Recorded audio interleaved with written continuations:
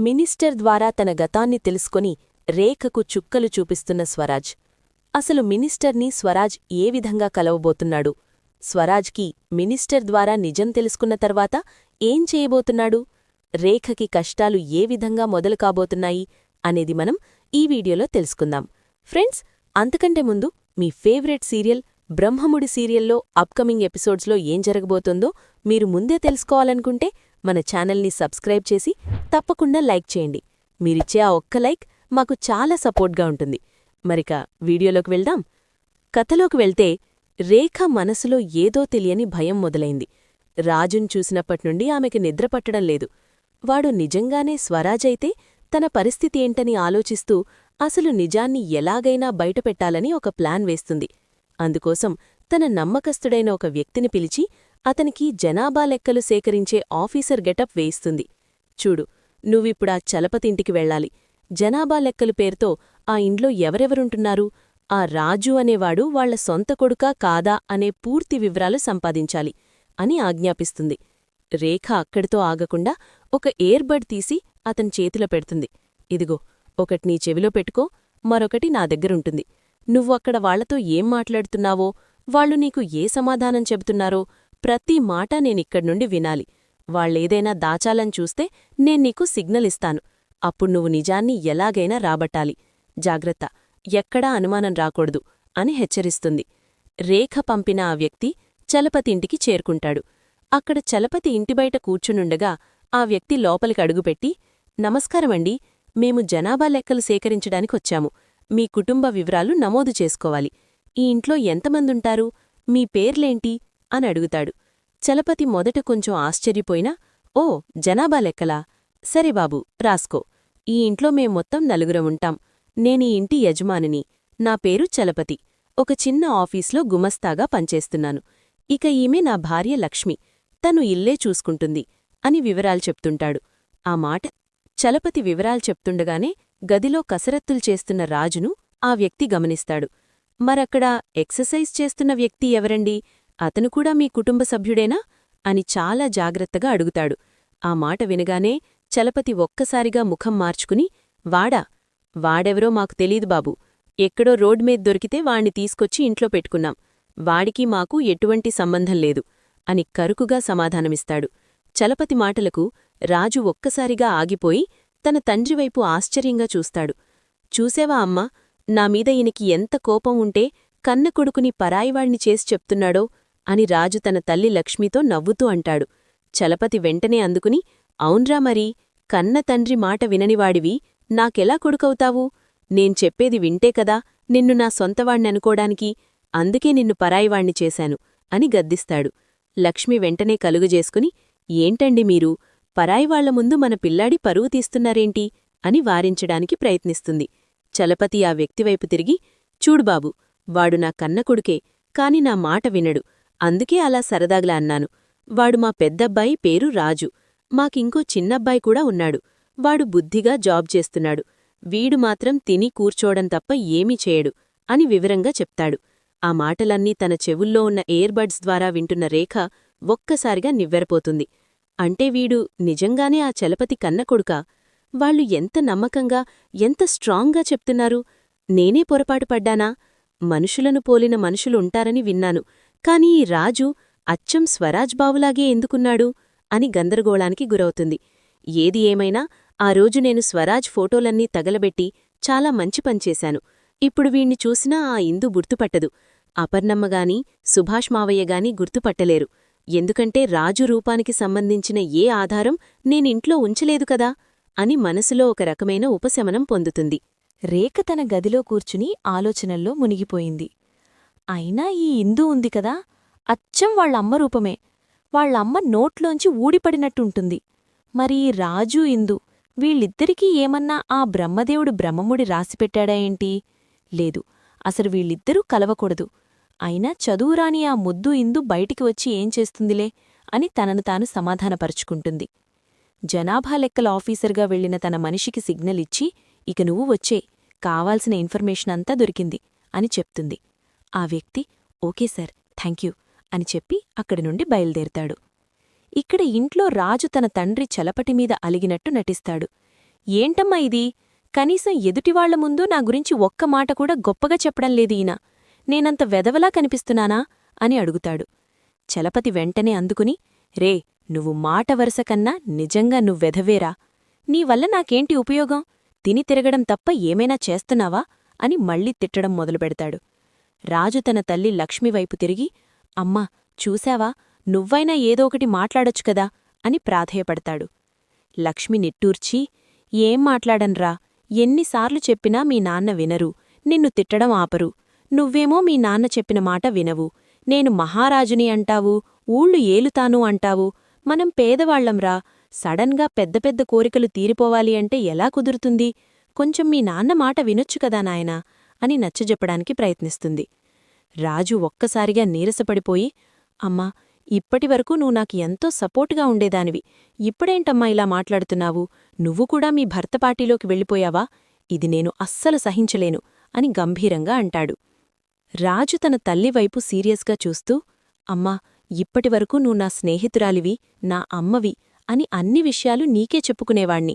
కాని ఇప్పుడు నువ్వు కూడా నాన్నతో కలిసి నన్ను తిడుతున్నావంటే ఇది నేను అస్సలు తట్టుకోలేను. అందుకే ఇప్పుడు నేను కొత్తగా రిలీజైన సినిమాకు వెళ్తున్నాను. నా బాధనంతా అక్కడ మర్చిపోతాను అని టీవీ రిమోటు పక్కన పడేస్తాడు. చలపతి కోపంతో ఊగిపోతూ, ఛీ, నువ్వస్సలు మారవురా, తిని తిరగడం, సినిమాలు చూడ్డం తప్ప నీకింకో లోకం లేదు అని తిట్టుకుంటూ లోపలికి వెళ్ళిపోతాడు. కాని లక్ష్మి మనసు మాత్రం కొడుకుమీద పడ్డ దెబ్బకు తల్లడిల్లిపోతుంది.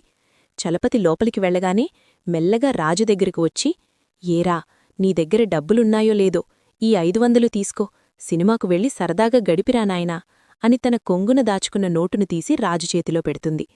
రాజుముఖంలో ఒక్కసారిగా వెలుగు వస్తుంది. చూశావా అమ్మా, అందుకే నిన్ను దేవత అనేది. నాన్నకు తెలియకుండా ఈ 500 ఇచ్చావు చూడు, నువ్వు సూపర్ అంతే అని మురిసిపోతాడు. సరిగ్గా అప్పుడే లోపల్నుండి కర్ర పట్టుకుని వస్తున్న చలపతి ఇది చూసి, అసలు వాణ్ణి చెలగొడుతుంది నువ్వే కదే, వాడికి బుద్ధి చెప్పాల్సింది పోయి ఇలా డబ్బులిచ్చి అడవిపందిలా తిరగమంటున్నావా అని లక్ష్మిమీద కేకలు వేస్తాడు. రాజు నవ్వుతూ, ఏ మిస్టర్ చలపతి, మా అమ్మమీద చెయ్యి పడిందో జాగ్రత్త అని తన తండ్రిని పేరు పెట్టి పిలుస్తాడు. చలపతికి రోషం వచ్చి, తండ్రిని పేరు పెట్టి పిలుస్తావారా వెధవా అంటూ కర్రతో కొట్టబోతాడు. రాజు చకచకా తప్పించుకుని, బాయ్ బాయ్ డాడీ అంటూ బయట ఉన్న తన బైక్ మీద సినిమాకు బయలుదేరతాడు. రాజు వెళ్ళిపోయాక లక్ష్మి కళ్లల్లో నీళ్లు తిరుగుతాయి. అది చూసిన చలపతి మనసు కరుగుతుంది. ఏంటమ్మా లక్ష్మి, వాడలా ఉంటేనే నాకు నచ్చుతుంది. నిజంగా మనకు పెద్ద కొడుకు ఉంటే అచ్చం వీడిలాగే ఉండాలని నేనెప్పుడూ అనుకునేవాణ్ణి. కాని వీడు మన కొడుకు కాదు కదా లక్ష్మి. ఏదో ఒక రోజు తన గతాన్ని గుర్తుచేసుకుని మనకు దూరంగా వెళ్ళిపోతాడేమో అని నాకు భయంగా ఉంది అని తన గుండెల్లో ఉన్న అసలు బాధను బయటపెడతాడు. దానికి లక్ష్మి, లేదండి, రాజు మనల్ని ఎప్పటికీ వదలడు. కన్నది ఎవరైనా పెంచిన మమకారమే ఎక్కువ. వాడు మనల్ని వదిలి వెళ్లడు అని ధైర్యం చెప్తుంది. లక్ష్మి అన్న మాటలకు చలపతి నిట్టూరుస్తాడు. అవును లక్ష్మి, వాడు మన కన్నకొడుకు కాకపోయినా వాడి అల్లరి, ఆ నవ్వు మన ఇంటికి వెలుగునిచ్చాయి. కాని వాడు ఎవరి వారసుడో, ఏ పెద్ద ఇంటి బిడ్డో, ఆ నిజం తెలిసిన రోజు మనల్ని గుర్తుంచుకుంటాడా అని దిగులుపడతాడు. లక్ష్మి ఆయన చేతిని పట్టుకుని, మన రాజు బంగారమండి, వాడు మనల్ని ఎప్పటికీ మర్చిపోడు అని ఓదారుస్తుంది. మరోవైపు ఢిల్లీ ఎయిర్పోర్ట్లో విమానం దిగిన కేంద్రమంత్రి తన సొంత ఊరికి బయలుదేరుతాడు. కారులో వస్తుండగా ఆయన భార్య తులసి నుండి ఫోన్ వస్తుంది. ఏవండి, ఇన్ని సంవత్సరాల తర్వాత మీరు తిరిగి వస్తున్నారు. ఢిల్లీ పనుల వల్ల ఊరికి రావడం కుదరలేదు. మరి ఇప్పుడైనా అపర్ణగారిని, సుభాష్ గారిని కలుస్తారా అని అడుగుతుంది. దానికి మంత్రి గంభీరంగా, అవును తులసి, నేను వచ్చింది అందుకే. అపర్ణగారిని కలవాలనుంది. కాని ఆ మధ్య రుద్రాణి కూతురు రేఖ ఫోన్ చేసి సుభాష్ గారికి ఏదో సీరియస్ హెల్త్ ప్రాబ్లమని, ట్రీట్మెంట్ కోసం వాళ్లు అమెరికా వెళ్లారని చెప్పింది అని గుర్తుచేసుకుంటాడు. మంత్రి ఇంకా మాట్లాడుతూ, నేను వాళ్ల ఫోన్ నంబర్ అడిగినా ఆ రేఖ ఇవ్వలేదు. కాని నాకు తెలుసు, ఇందుకి ఇప్పుడు 21వ సంవత్సరం వస్తుంది. ఆస్తి మొత్తం తన పేరుమీదకు రావాలి అంటే అపర్ణగారు ఖచ్చితంగా ఊరికి వచ్చే ఉంటారు. అందుకే నేను ప్రత్యేకంగా ఢిల్లీ నుండి వచ్చాను. వాళ్లని కలిసి ఇందుకి అప్పగించాల్సిన బాధ్యతల గురించి మాట్లాడాలి అని చెబుతాడు. తులసి సంతోషంగా, సరేనండి, ఆ పని పూర్తి చేయండి. అసలు ఇందు ఎలా ఉందో ఏంటో ఒకసారి మాట్లాడించండి అని కోరుతుంది. మంత్రి, తప్పకుండా తులసి అని చెప్పి ఫోన్ పెడతాడు. రాజు కూడా అదే సమయంలో తన స్నేహితుడు లక్కీని తీసుకుని అదే రోడ్డు మీదే సినిమాకు వెళుతుంటాడు. విధి ఈ ఇద్దరినీ ఒకే చోట కలపబోతోంది. మంత్రిగారు కారులో ప్రయాణిస్తుండగా ఒక్కసారిగా ఆయన పై అధికారి నుండి ఒక ముఖ్యమైన ఫోన్ కాల్ వస్తుంది. సార్, ఒక అత్యవసర విషయం మాట్లాడాలి అని అవతలి వ్యక్తి అనగానే మంత్రిగారు చుట్టుపక్కల చూస్తారు. ఇక్కడ సిగ్నల్స్ సరిగ్గా లేవు, మాట కట్టవుతోంది. ఒక్క నిమిషం కారు ఆపండి, కిందకు దిగి మాట్లాడతాను అని డ్రైవర్కు చెప్తారు. కారు ఆగగానే మంత్రిగారు కిందకు దిగి రోడ్డు పక్కన నిలబడి చాలా సీరియస్గా ఫోన్ మాట్లాడుతుంటారు. అదే సమయంలో డ్రైవర్, సార్, ఎండ ఎక్కువగా ఉంది కదా, ఎదురుగా ఉన్న షాప్లో వాటర్ బాటిల్ తీసుకువస్తాను అని చెప్పి రోడ్డు దాటి వెళ్తాడు.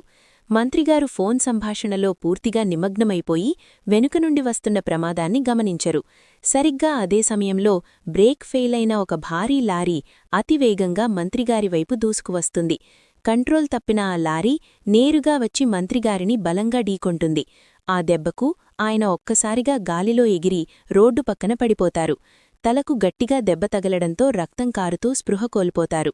సరిగ్గా అదే దారిలో వెళ్తున్న రాజు ఈ ఘోర ప్రమాదాన్ని కళ్లారా చూస్తాడు. రేయ్ మామా, ఎవరికో యాక్సిడెంట్ అయిందిరా, పాపం ప్రాణాపాయంలో ఉన్నాడు, వెంటనే కాపాడాలి, పదా అని తన స్నేహితుడు లక్కీతో అంటాడు. కాని లక్కీ భయపడుతూ, వద్దురా మామా, అనవసరంగా మనకెందుకు పోలీస్ కేసులు, కోర్టులు అని ఇబ్బంది పడతాం, వెళ్ళిపోదాం పదా అని అంటాడు. రాజు మాత్రం తగ్గడు. ఒక మనిషి ప్రాణం పోతుంటే చూస్తూ ఊరుకుంటానా? ఏ సమస్య వచ్చినా నేను చూసుకుంటాను, ముందు ఆయన్ని కాపాడాలి అని మొండిగా వెళ్లి వెంటనే అంబులెన్స్కు ఫోన్ చేసి మంత్రిగారిని హాస్పిటల్కు తీసుకెళ్తాడు. రాజు ఆతృతగా మినిస్టర్ గారిని హాస్పిటల్కు తీసుకువెళ్లిన తర్వాత డాక్టర్లు వెంటనే అత్యవసర చికిత్స ప్రారంభించారు. బయట ఆందోళనగా ఎదురుచూస్తున్న రాజు దగ్గరకు కాసేపటి తర్వాత ఒక సీనియర్ డాక్టర్ వచ్చి, బాబూ, నువ్విక్కడికి తీసుకువచ్చిన వ్యక్తి ఎవరో తెలుసా? ఆయన సామాన్యమైన వ్యక్తి కాదు, కేంద్రమంత్రి. ఢిల్లీ నుండి ఏదో పనిమీద ఇక్కడికి వస్తూ ఇలా ప్రమాదానికి గురయ్యారు. సరైన సమయంలో నువ్వు ఆయన్ని ఇక్కడికి చేర్చి చాలా గొప్ప పని చేశావు అని మెచ్చుకుంటాడు. రాజు ఆశ్చర్యపోతూ, అమ్మో, ఈయన అంత పెద్ద మంత్రా? ఏదో ఒక ప్రాణాన్ని కాపాడదామని తెచ్చాను, కాని ఇంత పెద్ద వ్యక్తి అని నాకు తెలియదు డాక్టర్ అని వినయంగా అంటాడు. డాక్టర్ నవ్వుతూ, నీ మంచి మనసే ఆయన్ని కాపాడింది బాబూ, నువ్విక్కడే ఉండు, ఆయనకు స్పృహ వచ్చాక నిన్ను చూడాలని అడగవచ్చు అని చెప్పి లోపలికి వెళ్తాడు. రాజు తన స్నేహితుడు లక్కీతో, చూశావా మామా, మనం ఎవరో అనుకున్నాం కాని ఈయన దేశానికే పెద్దమంత్రంట, మంచి పని చేస్తే దేవుడు మనల్ని ఎప్పుడూ కాపాడుతాడు అని గర్వంగా చెప్తాడు. కాసేపటికి చికిత్స పొందుతున్న మినిస్టర్ గారికి నెమ్మదిగా స్పృహ వస్తుంది.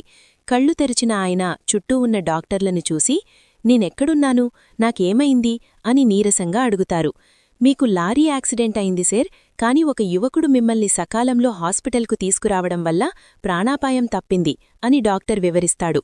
అది విన్న మంత్రిగారు, నన్ను కాపాడిన ఆ వ్యక్తిని ఒక్కసారి చూడాలి, వెంటనే తను లోపలికి రమ్మనండి అని కోరుతారు. నర్స్ బయటకు వచ్చి, రాజుగారు, మినిస్టర్ గారు మిమ్మల్ని పిలుస్తున్నారు, లోపలికి రండి అని చెబుతుంది.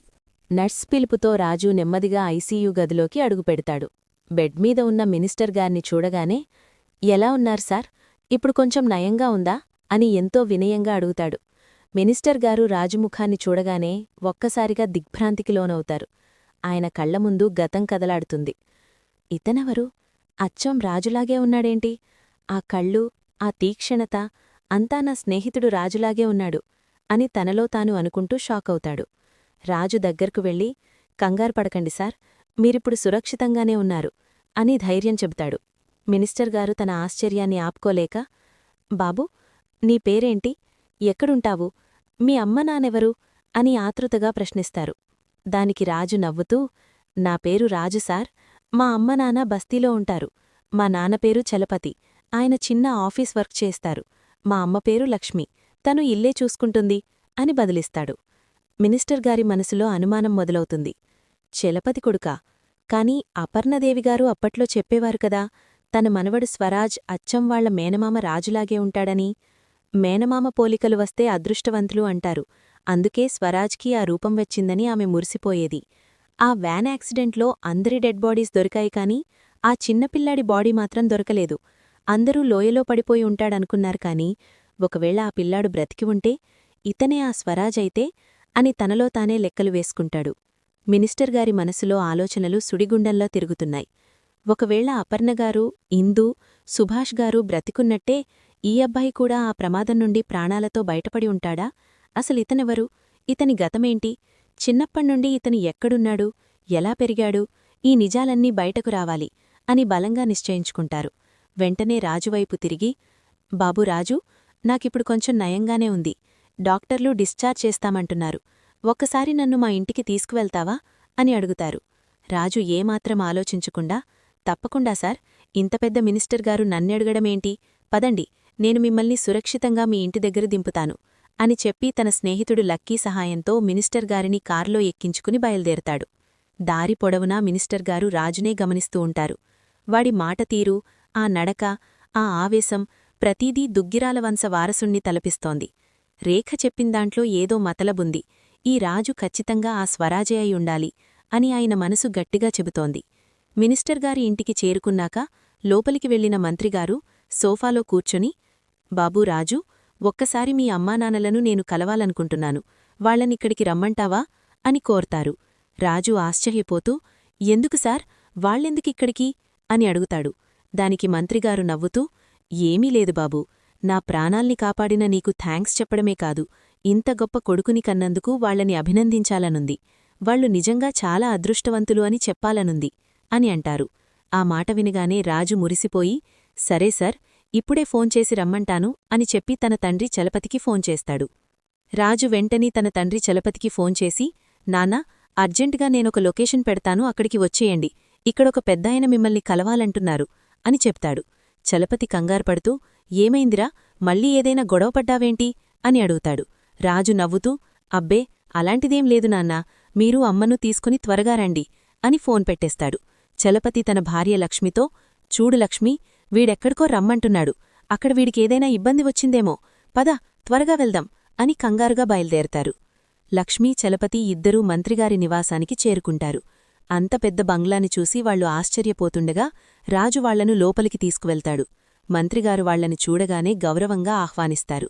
రండి, కూర్చోండి. నిజంగా ఈరోజు మీ అబ్బాయి లేకపోతే నేను ప్రాణాలతో ఉండేవాణ్ణి కాదు. వాడు సమయానికి నన్ను హాస్పిటల్కు చేర్చి నా ప్రాణాల్ని కాపాడి నా పాలిట దేవుడయ్యాడు. ఇంతటి సాహసం చేసిన మీ అబ్బాయిని చూస్తుంటే నాకు చాలా గర్వంగా ఉంది. ఇలాంటి కొడుకుని కన్నందుకు మీరు చాలా అదృష్టవంతులు అని మనస్ఫూర్తిగా అభినందిస్తారు. చలపతి గర్వంగా ఉప్పొంగిపోతూ, అవునండి, నిజమే, వీడిని కన్నందుకు మేం అదృష్టవంతులమని ఇప్పుడే మాకర్థమవుతోంది అని అంటాడు. ఆ మాట విన్న మంత్రిగారు నెమ్మదిగా తని పక్కనే ఉన్న పీఏకి సైగ చేస్తారు. వెంటనే ఆ పీఏ ఒక పాత ఫోటోను తీసుకువచ్చి వాళ్ల ముందుంచుతాడు. ఆ ఫోటోను చూడగానే చలపతి, లక్ష్మి ఒక్కసారిగా షాకైపోతారు. కళ్లముందు ఉన్న ఆ ఫోటోను చూసి వాళ్ల చేతులు వణుకుతుంటాయి. రాజు కూడా ఆ ఫోటోను చూసి, అదేంటి సార్, మా చిన్నప్పటి ఫోటో మీ దగ్గరుందేంటి అని ఆశ్చర్యంగా అడుగుతాడు. ఆ ఫోటోను చూడగానే చలపతి, లక్ష్మీ ముఖాల్లో రంగులు మారిపోయాయి. తమ గుండెల్లో దాచుకున్న రహస్యం ఎక్కడ బయటపడుతుందో అన్న భయం వాళ్ల కళ్లల్లో స్పష్టంగా కనిపిస్తోంది. రాజు మాత్రం అమాయకంగా, అదేంటి సర్, మా చిన్నప్పుడు నేను అచ్చం ఇలాగే ఉండేవాణ్ణి కదా, ఈ ఫోటో మీ దగ్గరికి ఎలా వచ్చింది, అసలు మీకు మా ఫ్యామిలీ ముందే తెలుసా అని ప్రశ్నల వర్షం కురిపిస్తాడు. మినిస్టర్ గారు ఒక్క క్షణం ఆగి చలపతి కళ్లల్లోకి తీక్షణంగా చూస్తూ, నిజంగానే రాజు మీ కన్నకొడుకా అని గంభీరంగా అడుగుతారు. ఆ మాట వినగానే లక్ష్మి, చలపతి ఒకరి ముఖం ఒకరు చూసుకుంటారు. చలపతి గొంతు సవరించుకొని, అవును సార్, వాడు మా కన్నకొడుకే. ఎందుకలా అడిగారు, మేం చెప్పేది అబద్ధమని మీరనుకుంటున్నారా అని కొంచెం కంగారుగా గట్టిగా అంటాడు. కాని మినిస్టర్ గారు నవ్వుతూ, మీరు చెప్పేది అబద్ధమని నాకు తెలుసు, ఎందుకంటే ఈ రాజు మీ అబ్బాయి కాదు, ఇతనెవరో, ఇతని అసలు కుటుంబమేంటో నాకు చాలా బాగా తెలుసు అని కుండబద్దలు కొట్టిగట్టు చెబుతారు. ఆ మాట వినగానే రాజుగుండె ఆగిపోయినంత పని అవుతుంది. ఏంటి సార్, మీరేం మాట్లాడుతున్నారు, వీళ్లు మా కన్న తల్లిదండ్రులు కాదా అని అరుస్తారు. అప్పుడు లక్ష్మి కళ్లల్లో నీళ్లు తిరుగుతాయి. ఇక దాచలేక నిజం ఒప్పుకుంటుంది. అవును బాబూ, నువ్వు మా కన్నకొడుకువి కాదు. మేము శ్రీశైలం మొక్కు తీర్చుకోవడానికి వెళ్ళినప్పుడు ఘాట్రోడులో ఒళ్లంతా గాయాలతో పడి ఉన్న నిన్ను చూసి ప్రాణాలు కాపాడాము. అప్పుడు నువ్వు పెద్ద షాక్లో ఉండి నీ గతాన్ని మరిచిపోయావు. మెల్లిగా అన్నీ గుర్తుకొస్తాయని డాక్టర్లు చెప్పారు కాని ఇన్ని సంవత్సరాలైనా నీ గతం నీకు గుర్తురాలేదు అని ఏడుస్తూ నిజం చెప్పేస్తుంది. రాజు ఒక్కసారిగా కుప్పకూలిపోతాడు.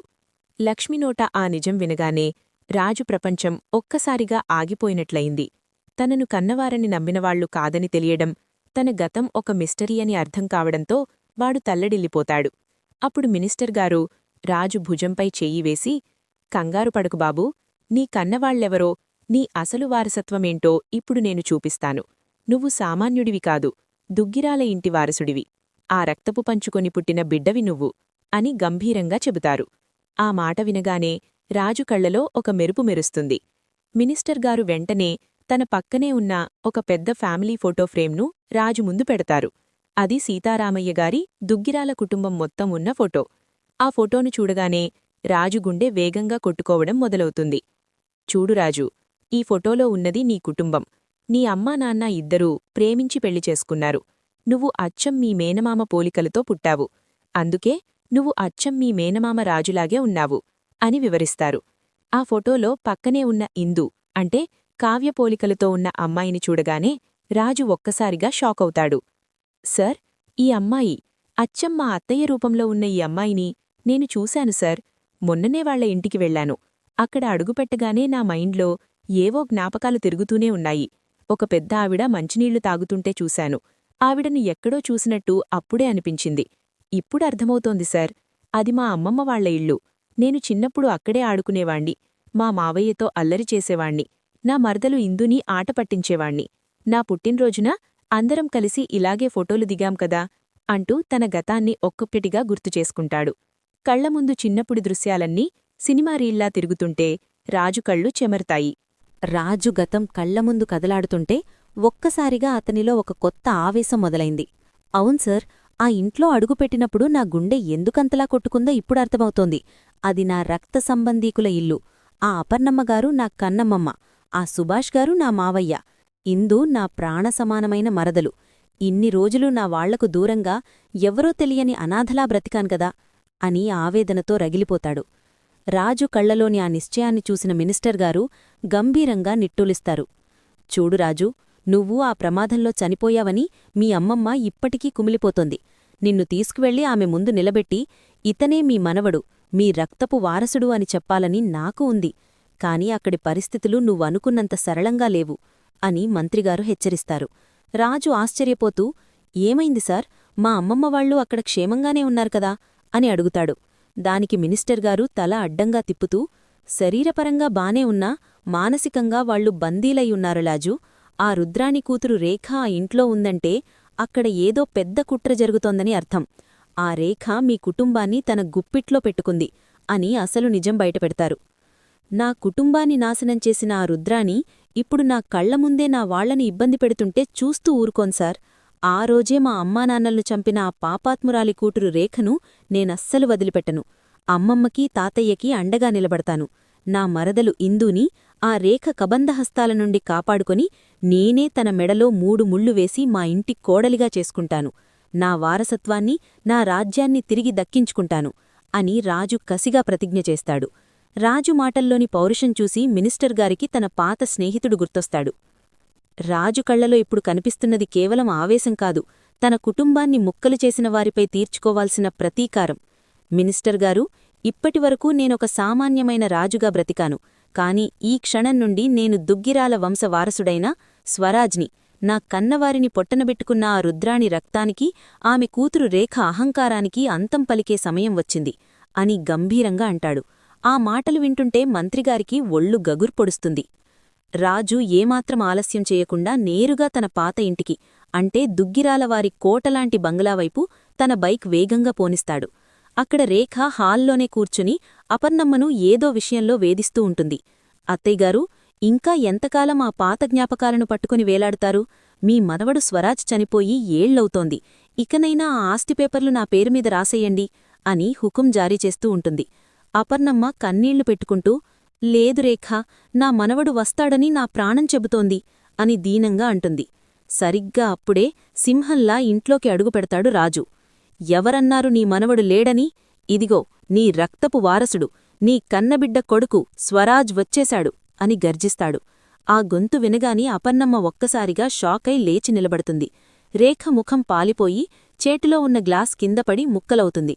రాజు అపర్ణమ్మ దగ్గరకు వెళ్లి ఆమె పాదాలకు నమస్కరించి, అమ్మమ్మ, నీ మనవడు వచ్చేశాడు, ఇక నీ కన్నీళ్లకు తావులేదు, నిన్ను ఏడిపించిన ప్రతి ఒక్కరికీ చుక్కలు చూపిస్తాను అని ధైర్యం చెబుతాడు.